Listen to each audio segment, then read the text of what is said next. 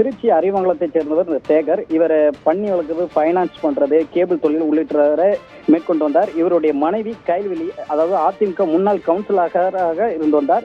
இவர்கள் குடும்பத்திற்கும் சேகரின் அண்ணனான இந்த பெரியசாமி குடும்பத்துக்கும் பல ஆண்டுகளாகவே இந்த சொத்து பிரச்சனையானது இருந்து வந்துள்ளது. இந்த நிலையில் தான் பெரியசாமி தரப்பினர் கடந்த 2011ஆம் ஆண்டு சேகரை வெட்டி படுகொலை செய்தனர். இந்த நிலையில் கடந்த சில ஆண்டுகளுக்கு முன்பாக பெரியசாமியின் மகன் சிலம்பரசனை மர்ம நபர்கள் கொலை செய்தனர்.